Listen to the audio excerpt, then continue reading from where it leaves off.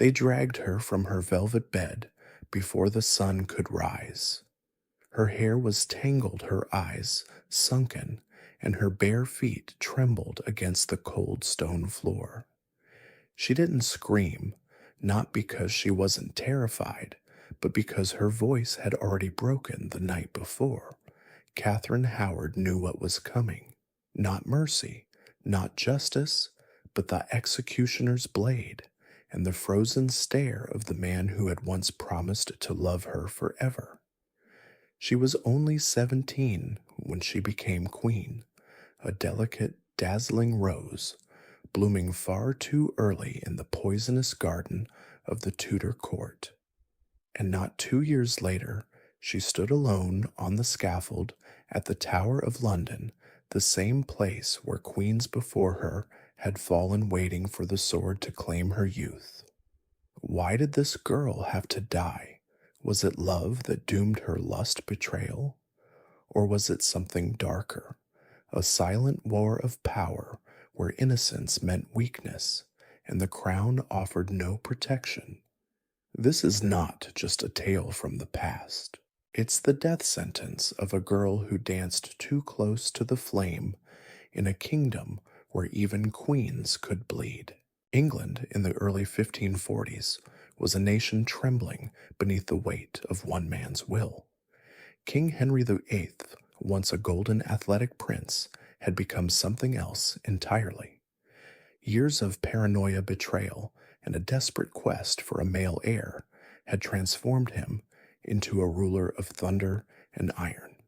His smile had become rare, his punishment swift, and behind the stone walls of his court, silence was often safer than truth. The Protestant Reformation had torn Europe apart. In England, it was more than a religious movement, it was a weapon. Henry had broken from the Roman Catholic Church in the 1530s, declaring himself supreme head of the Church of England. It wasn't theology that motivated him. It was Anne Boleyn. It was desire. It was power. And with that power, he had rewritten the laws of God and kings. Those who opposed him, even in whispers, were branded heretics or traitors and vanished. By the time Catherine Howard entered the palace gates, the court had already devoured 4 queens. Catherine of Aragon had been cast aside. Anne Boleyn had been beheaded. Jane Seymour had died in childbirth. Anne of Cleves had been rejected and divorced. The message was clear: the crown came at a terrible price, especially for women. Catherine was born into the ambitious Howard family nobles, with bloodlines tangled deep into England's aristocracy. But while her name carried weight, her upbringing was far from stable. Sent away as a child to live in the household of her step-grandmother, the Dowager Duchess of Norfolk, Catherine grew up in a loose, almost chaotic environment. There were no locked doors, no governesses hovering.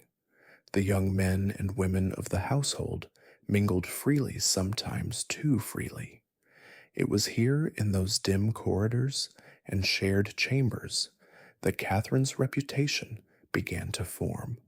She was lively, beautiful, flirtatious, and hungry not just for attention, but for a way out.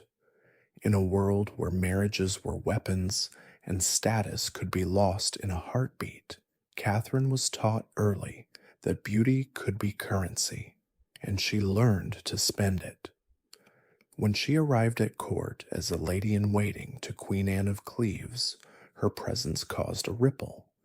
Henry, now aging and bloated from injury and illness, was immediately captivated. Gone was the young king who jousted in tournaments. In his place stood a monarch in pain, his leg ulcerated and his heart blackened by years of suspicion. Yet Catherine, vibrant 16, full of life, stirred something in him. A chance to feel young again, to feel wanted. He called her his rose without a thorn, but even then the thorns were already growing. The court of Henry VIII was not a place of romance. It was a chessboard soaked in blood where every smile could be a mask and every whisper a weapon. As Queen Catherine was suddenly surrounded by spies, rivals, and shadows, every move she made, every glance, every word was watched. Yet for all the danger, she seemed to flourish. Dressed in the finest silks, as dancing in the grand halls of Hampton Court, she became a symbol of beauty and youth. But behind the jewels and gowns was a girl barely old enough to understand the peril of her position. She had secrets, and in a court built on secrets, they never stayed buried for long. She had known men before the king, Thomas Culpeper, Francis Dereham, names spoken only in hushed tones, names that if uncovered could unravel everything. And someone was listening. History would not remember Catherine as a ruler. She passed no great laws, waged no wars, signed no treaties. But her downfall would shake the very foundation of Henry's court, not because she was powerful, but because she was powerless in the wrong man's world. As whispers turned into accusations, and old lovers returned like ghosts, the doors of the palace would soon close on Catherine Howard, and the tower would open. At first, Catherine Howard believed she had escaped the storm. From the moment she became queen, it was as if the past had melted away under the weight of silk gowns and royal titles. The court, so often a stage for bitter feuds and cold ambition, seemed to welcome her warmth. Her laughter echoed through palace corridors. Her youth revived the aging king, and for a fleeting moment, Catherine was untouchable. But in the Tudor court, nothing was ever forgotten, not truly. It began with the name Francis Dereham. He had known Catherine before she was queen, not in passing, not in propriety, but intimately, privately, dangerously. They had shared stolen kisses in the dim halls of the Dowager Duchess's household. They had called each other husband and wife, in playful defiance of rules that neither fully understood. What had once been youthful folly now loomed like a shadow over her crown, and Dereham, arrogant and bold, was not one to stay quiet. He arrived at court demanding favor, insisting on a position in the Queen's household. He believed Catherine owed him, believed her rise should benefit him too. And so she gave him work, tucked him safely into the folds of her staff, hoping it would silence him. But favor is a fire that only grows hungrier, and Dereham wanted more. Whispers began, soft at first, then sharper. Ladies who had shared quarters with Catherine in her youth remembered things, saw things. Some spoke of nightly visits, others of love letters burned too late. One name led to another, and then came Thomas Culpeper. Culpeper was no stranger. A gentleman of the king's privy chamber, he was handsome, charming, and most dangerously already close to the queen. Rumors swirled that they had met in secret, hidden by moonlight, aided by trusted servants. What began as gossip began to fester into suspicion, and the one who listened most closely was Archbishop Thomas Cranmer. Cranmer had survived Henry's court by mastering silence and strategy. He had no wish to bring down another queen, not after Anne Boleyn, not after Catherine of Aragon. But duty was duty, and treason was treason. If the queen had betrayed the king, even in thought, it was no longer a private sin. It was a threat to the very stability of the crown.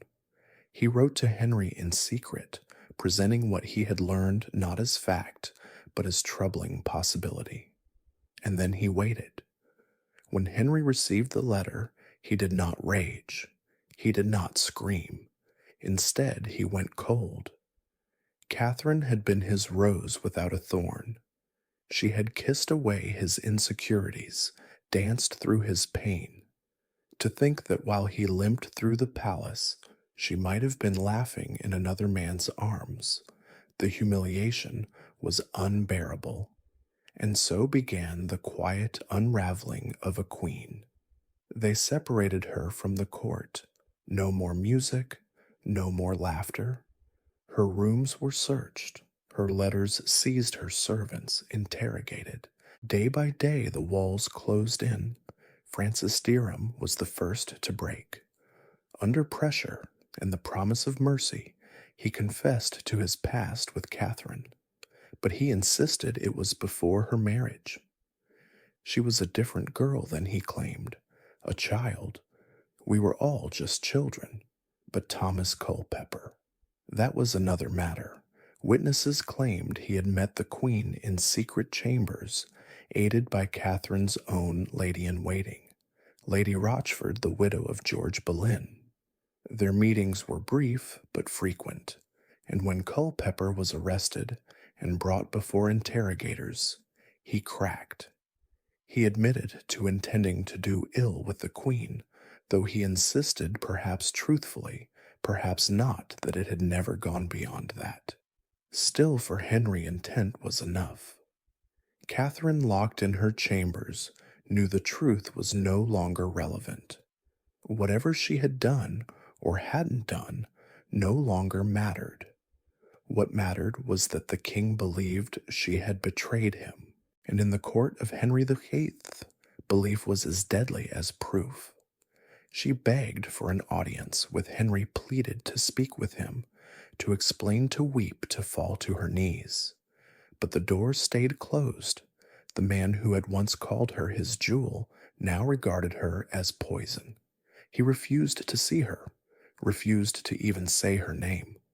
The Queen had become a ghost, haunting the edges of a palace that no longer belonged to her. Outside executions had already begun. Francis Dereham and Thomas Culpeper were sentenced to die. Culpeper was granted the mercy of beheading. Dereham was not. He was hanged, drawn, and quartered, a message carved in blood: the king would not be made a fool. Catherine knew what was coming next. Her name was dragged through the mud in every corner of the court. Nobles turned away. Allies disappeared. Her own family disowned her. The Howards, once powerful, now fled from the shame. Even her uncle, the formidable Duke of Norfolk, washed his hands of her fate. Alone, confined, she descended into panic. Servants reported screams, prayers, long silences, broken only by sobbing. She begged the Virgin Mary for mercy, begged the king for forgiveness. But mercy was a stranger in Henry's court, and forgiveness was a word he no longer believed in. When the order finally came, Catherine was no longer the girl who had danced in silks or kissed the king beneath candlelight. She was pale, trembling, half mad with fear, and yet the worst was still ahead, for even in death the court would make a spectacle of her downfall. The girl who had once been queen would now walk the path of traitors. Through cold stone halls, past locked gates beneath the gray sky of February, toward the scaffold. The morning Catherine Howard was told of her execution, she didn't scream, she didn't fight. She whispered, "Only one thing can I bring the block, so I may practice those words," chilled even the most hardened of Henry's men. In her final hours, Catherine wanted to learn how to die, how to kneel just right, how to still her breath, how not to tremble when the blade fell. She was no longer a queen, no longer a girl. She was a soul trying to prepare for silence. The night before, she barely slept. Alone in her chamber within the tower, lit only by the flicker of a dying candle, she practiced laying her neck against a wooden block brought in by the executioner's assistant. Again and again she knelt. Again and again she whispered prayers. She asked no more for mercy, only for strength. Outside London didn't sleep either. The city had heard the news. The crowds had begun to gather shivering in the cold dawn pressing toward Tower Hill. They came for a spectacle. Some came to mourn, others came to judge. Most came because that's what people did when a queen was about to die. At the palace, Henry VIII sat alone far from the gallows. He did not witness her end. He hadn't spoken her name in weeks.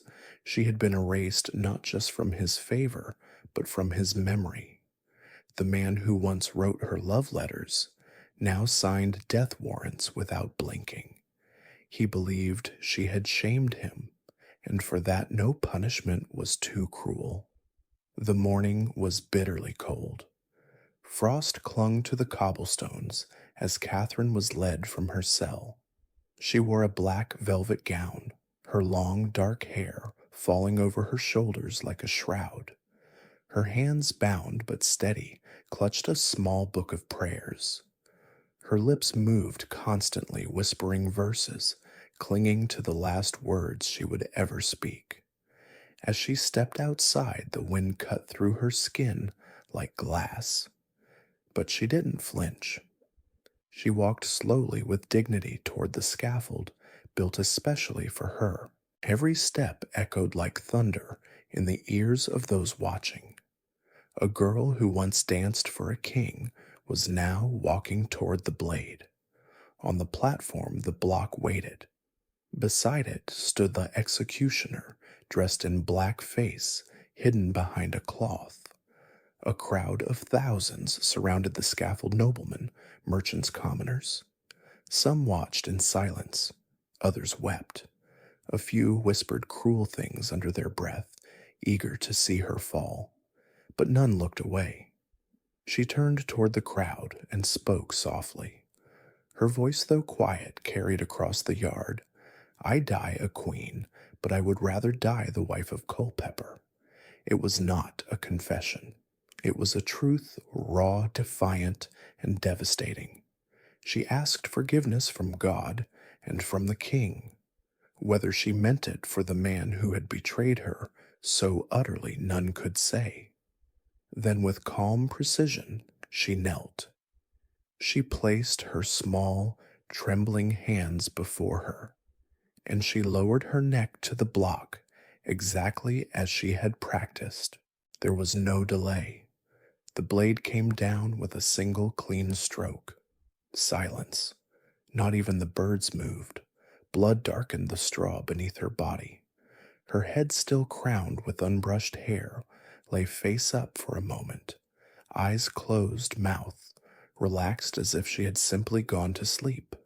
The crowd did not cheer, no applause, no relief, only a low collective exhale. A 17-year-old girl, once Queen of England, was gone. Her body was placed in an unmarked grave within the grounds of St. Peter ad Vincula, beside the bones of her cousin, Anne Boleyn. 2 queens, 2 wives, 2 women loved, used, and destroyed by the same king. Lady Rochford, who had aided her meetings with Culpeper, had lost her mind in the Tower, raving incoherent, begging for imaginary children to be saved from fire. They executed her too. Madness was no shield in Henry's kingdom. And as for Henry, he remarried one more time, Catherine Parr, the 6th queen. She survived, but it was said Henry never truly recovered from Catherine Howard's betrayal, not because he loved her, but because she had made him feel vulnerable, old, replaceable, the very things a tyrant fears most. In the final years of his life, bloated, festering, and paranoid, Henry rarely spoke of her, but occasionally servants heard him muttering in the night. They said he whispered a name, soft, almost like a prayer. Catherine. The Tower never forgot her.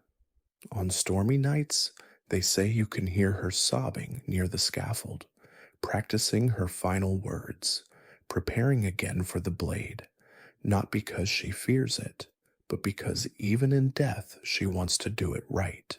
After the blade fell and the crowd dispersed, the court moved on as it always did. New clothes were tailored, banquets resumed, musicians tuned their lutes, as if a queen's blood hadn't just soaked into the cold English ground.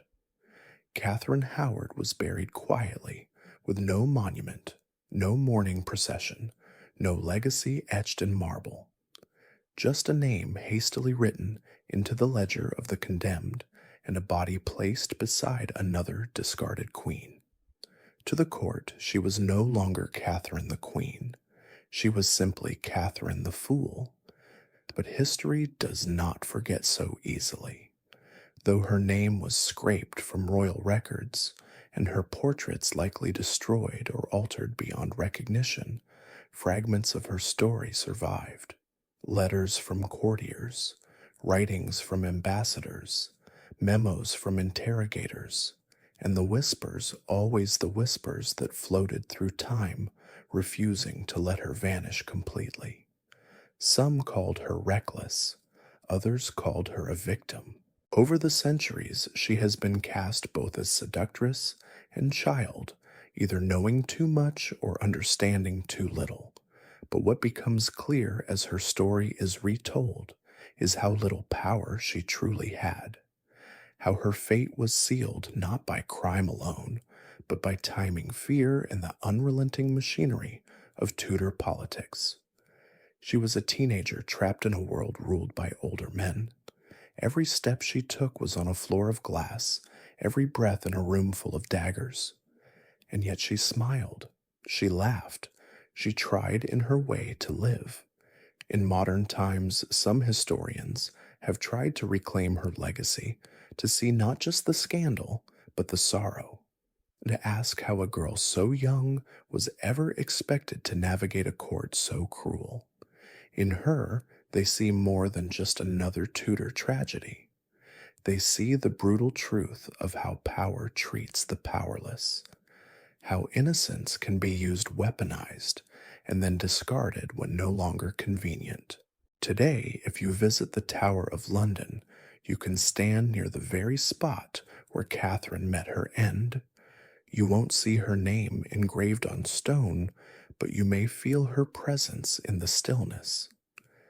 Some say the air feels heavier there. Others claim they've heard her weeping at dusk or praying just before dawn. Whether or not her ghost lingers, one thing is certain: her story does. It stands now as a quiet warning of unchecked power, of silence forced upon women, of a king so feared that even his wives were disposable, but also in a strange, painful way of endurance. Because though they tried to erase her, Catherine's story still survives. And survival in a kingdom built on forgetting is its own kind of defiance. She was called foolish, sinful, naive. But perhaps the greatest sin Catherine Howard ever committed was being young in a world ruled by fear. They took her crown, then they took her life. But they could not take her voice, not entirely, because now, centuries later, we're still telling her story. And Catherine's is not the only one. If you think her fate was tragic, wait until you hear what happened to Edward VI, the boy king who died before he could rule, and whose body was buried before the truth ever surfaced. Click here to uncover another royal life, stolen too soon. And if stories like this grip you, the forgotten, the betrayed, the silenced, don't forget to subscribe. There are many more voices still waiting to be heard. History remembers the victors, but we remember the fallen.